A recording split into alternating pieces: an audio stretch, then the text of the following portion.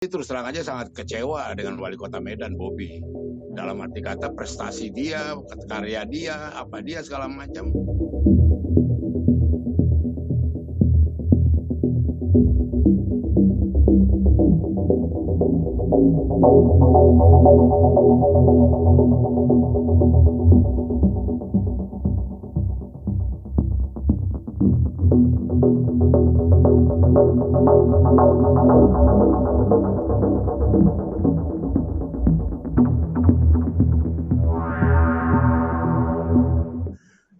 Ya pertama betul yang katakan Lunarto tadi itu relawan.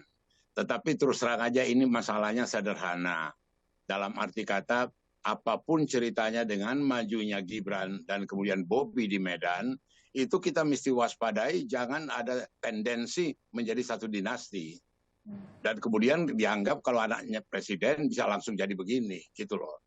Saya sendiri terus terang aja sangat kecewa dengan wali kota Medan, Bobi. Dalam arti kata prestasi dia, karya dia, apa dia segala macam itu belum kelihatan gitu loh. Jadi tidak mudah membawa nama Jokowi. Itu yang saya mau warning kepada mereka.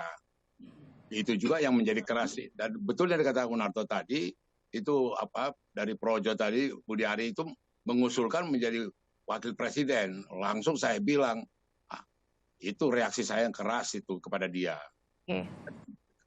Oke, artinya kalau berarti artinya bukannya PDIP sendiri kemudian diuntungkan ketika misalnya nama belakang dari Pak Jokowi misalnya mantunya begitu kemudian ikut, berarti tidak dilihat seperti itu berarti Pak Panda?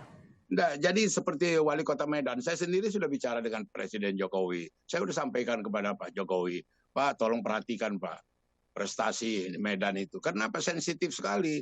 Karena dia mantunya membawa nama Jokowi gitu loh. Tentu dia harus lihat, demikian juga Gibran membawa nama Jokowi. Tentu mereka itu betul-betul mesti lebih hebat lagi, lebih berprestasi lagi gitu loh. Bukan karena otomatis karena mantunya anaknya maka kemudian dapat kedudukan, bukan. Karena kerja keras, integritas, kepribadian dan prestasi. Oh pantaslah dia jadi ini, pantaslah. Begitu maksud saya. Kalau gitu